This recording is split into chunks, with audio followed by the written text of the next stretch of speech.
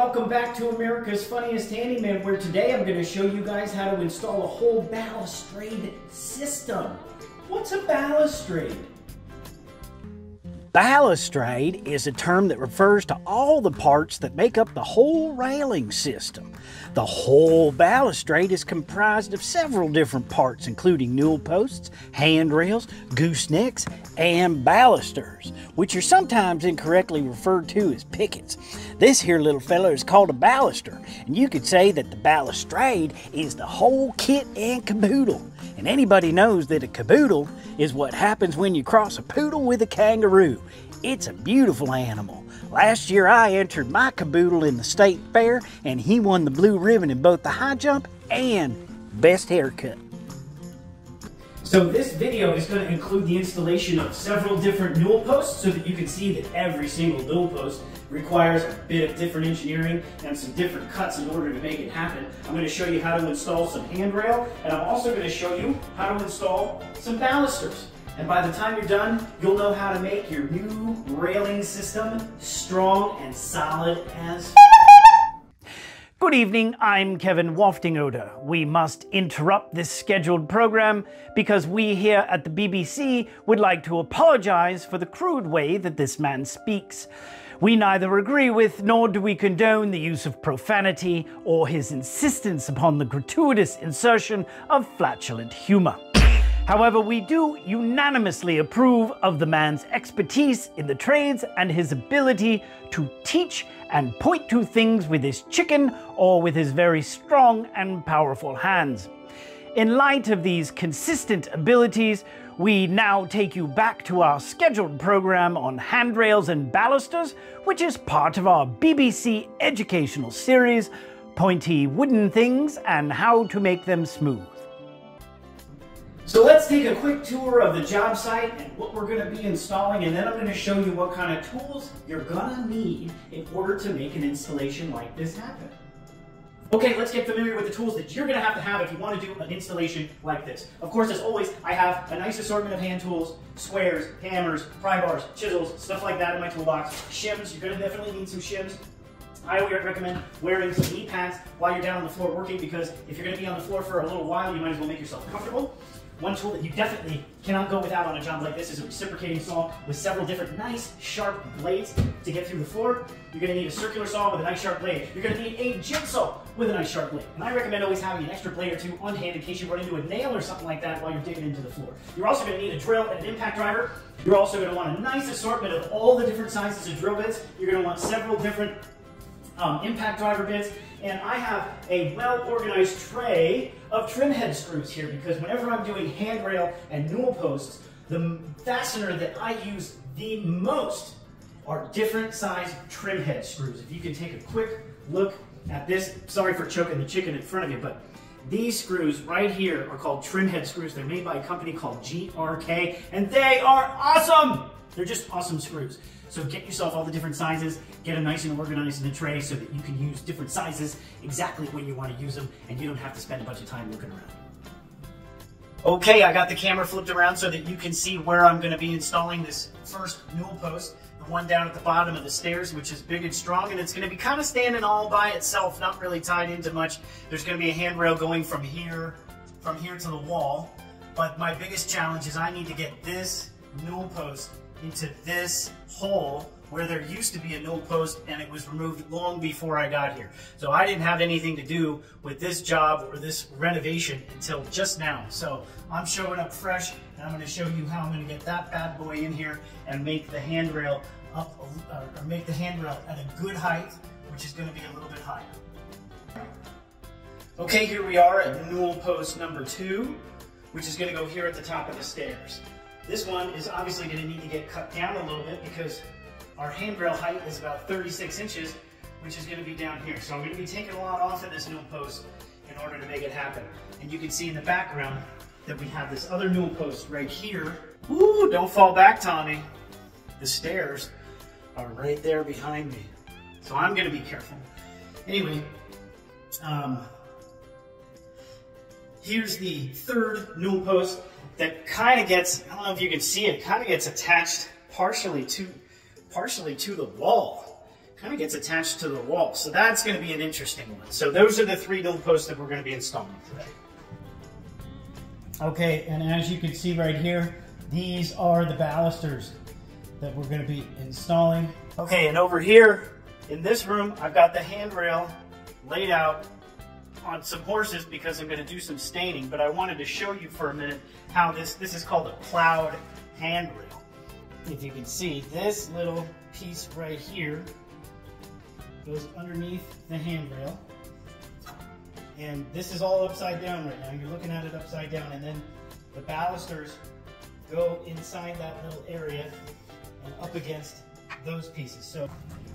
So this piece right here is going to get cut into smaller pieces to fit in between each individual baluster. Okay, I am all set up back here to do some staining because I'm going to stain all of the oak work because the balusters are white. If I was to wait until the end, I would have so much intricate detail work to get around those white balusters. If I do the staining before I put in the balusters, it makes the installation come out absolutely beautiful. Okay, here's a quick shot of me using an oscillating saw, a hammer, a chisel, and a flat bar to take out a very small portion of the floor so that I can get my newel post down inside the floor for a solid installation. Okay, I'm going to do my best to show you guys how this all comes together, knowing that once I'm done showing you this, I'm going to be installing these newel posts mostly down low with a combination of these 3 size trim head screws. These are called trim head screws because they have a really small head. I'm going to be using a combination of 5-inch, 4-inch, and 3-inch trim head screws. And I want to show you how I get my newel posts down below the floor when necessary. In this case, it's a freestanding newel post. It's going to have 1 handrail attached to it at the top of the stairs, so we need it to be as solid as possible. There we go. This is the sleeve that comes up and down. This is the end of my newel post. I'm going to move the camera so that you can see why I cut it this way. That's what I have to work with.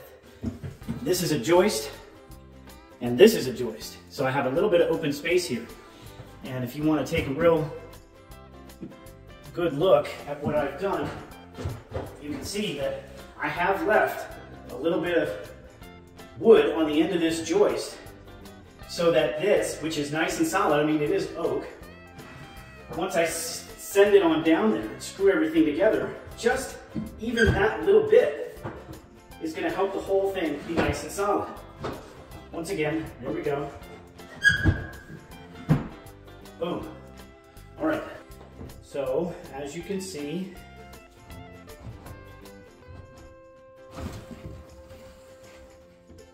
I made the newel post taller with some creative engineering. I'll show you in detail in just a second, but you can see how it all comes together.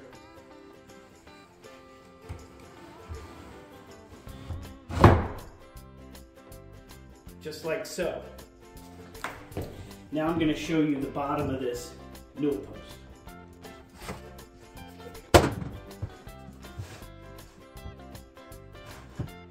And the reason that we designed it that way is because there was an old newel post here a long time ago, and even though this is a bit of a weird way to do it and a little bit hokey, it was a lot less expensive for the homeowner than rebuilding the entire staircase to accommodate a handrail that came over and down a couple of inches on an angle. So not an ideal situation, but in my world, when I'm working for customers, and in your world, when you're working on your house, you don't always have an ideal situation to work with.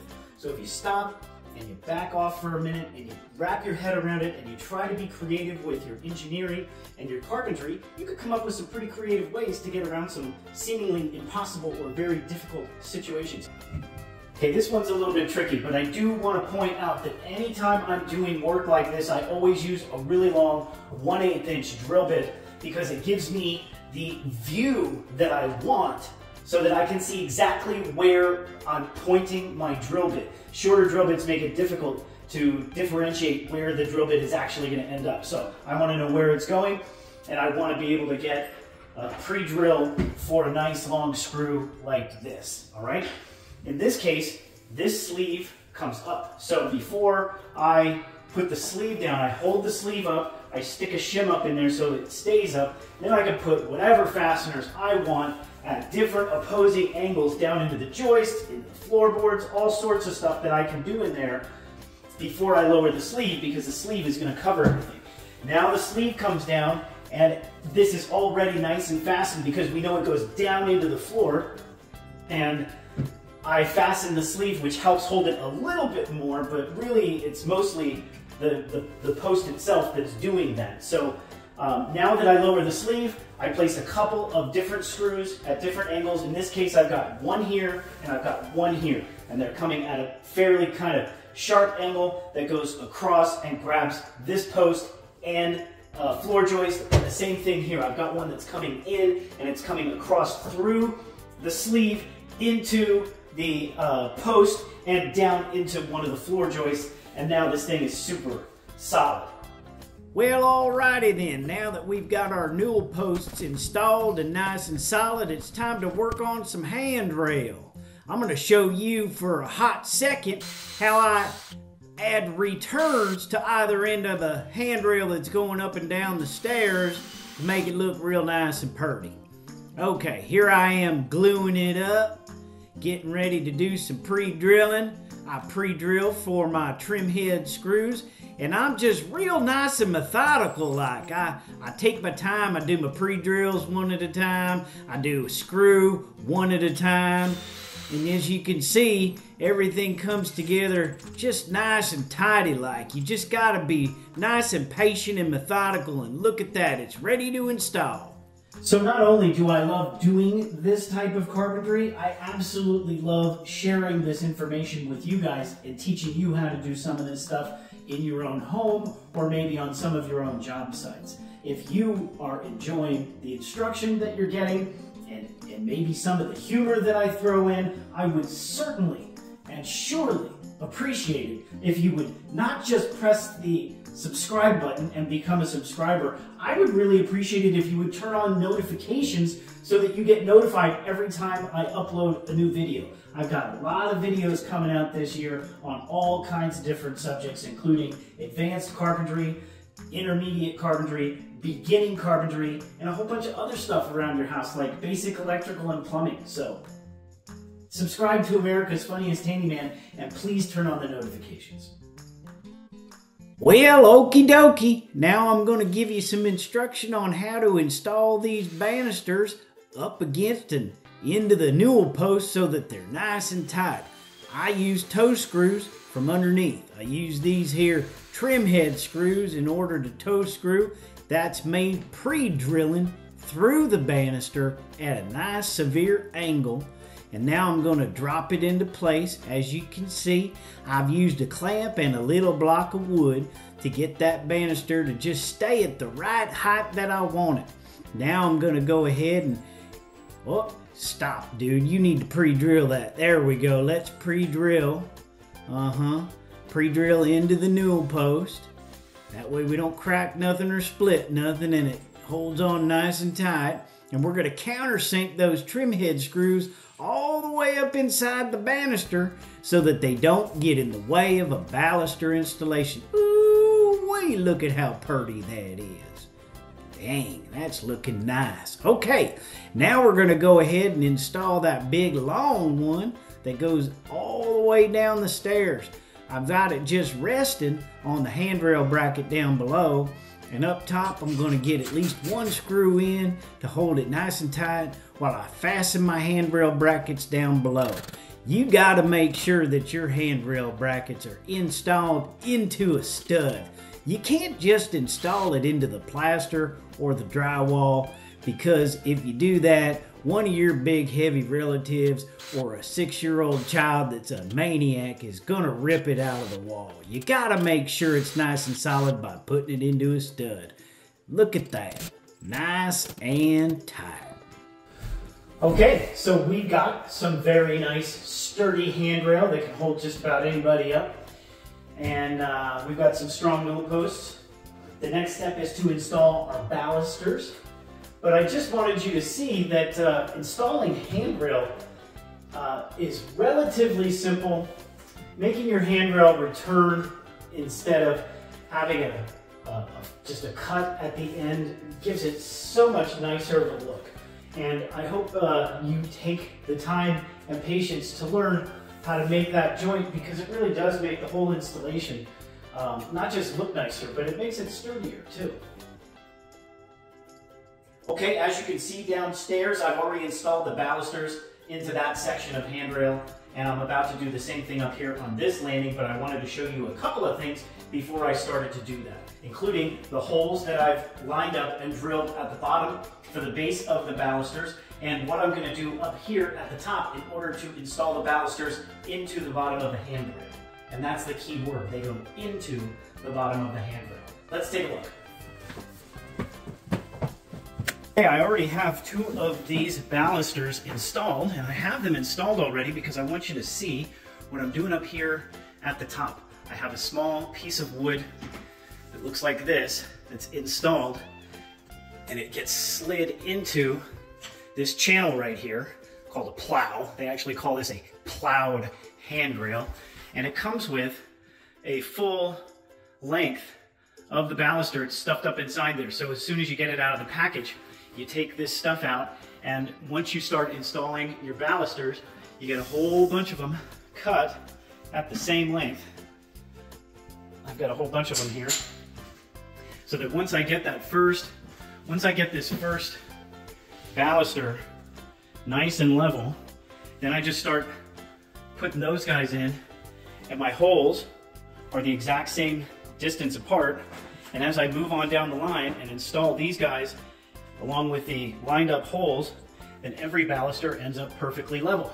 Now I will tell you this, it's a good idea as you're going to use an adjustable level so that you can check the balusters, because sometimes things don't go exactly as you want and you might need to do a little bit of adjustment.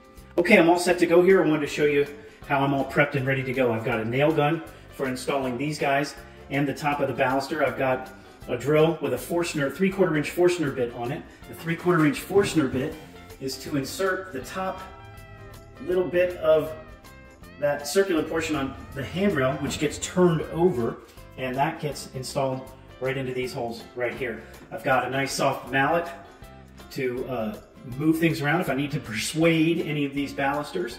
I've got a stick measure that comes in handy. I've got a regular tape measure. I've got some glue, a square, and I highly recommend getting one of these adjustable levels that slides in and out, and that comes in real handy because these lengths are not exactly 24 inches or 48 like a regular level. Okay, before I get rolling here, I wanted to show you something important, okay? You see, I've got most of my holes drilled, but I've got a few down here at the end of the line that are not drilled yet. And I wanted to show you something very important. The reason that I'm showing you this is because right here are my pilot holes for my bigger hole. I always use a pilot hole before I drill a larger hole, especially if I want that hole to be exactly where I want it to be. And that just makes sure that your holes come out nice and perfect. And I use a Forstner bit to make these type of holes because a friend of mine and I have determined that a Forstner bit, as opposed to a spade bit, makes a high class hole. Maybe you can't tell a joke, but when your stuff gets broke, what do?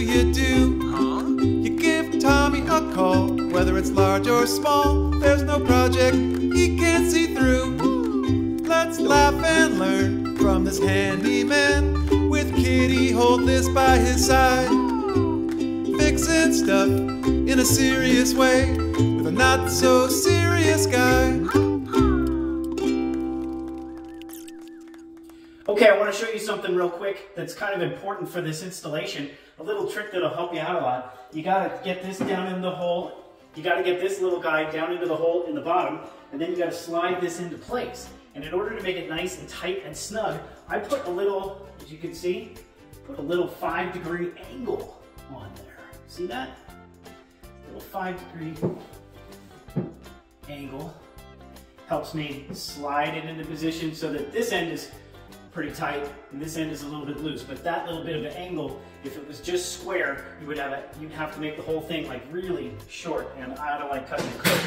The other thing I want to show you is that when I'm finished installing the baluster, I shoot a nail at an angle up into the baluster and through the baluster and up into the handrail, and then I punch it. And I use, nowadays, this is pretty much the only type of punch that I use. It's a spring-loaded nail punch that allows you to punch a nail with a spring-loaded mechanism that avoids having to use a hammer and line everything up. These things are awesome. I highly recommend you get one or several, so that if you lose one, you always have one handy. I always have one in my pocket when I'm doing the finishing work. Swing the hammer, turn the screw, cut the saw and stick the glue, shave the shim, clamp the vise, cut once, measure twice. Drill the hole and fill the hole, put the thingy in the hole. Be sure you're having fun, measure twice, cut once. Well, that just about does it for our instructional DIY video on installing an entire balustrade system consisting of several newel posts, several pieces of banister and handrail, and a whole bunch of balusters, and a little bit of patience. I appreciate you joining me today. I'll see you on the next one. Please do me a favor and hit the subscribe button and turn on your notifications so that you know every time I bring up a new video. And as always, thanks for letting me bring a whole lot of experience and a little bit of humor onto your job site.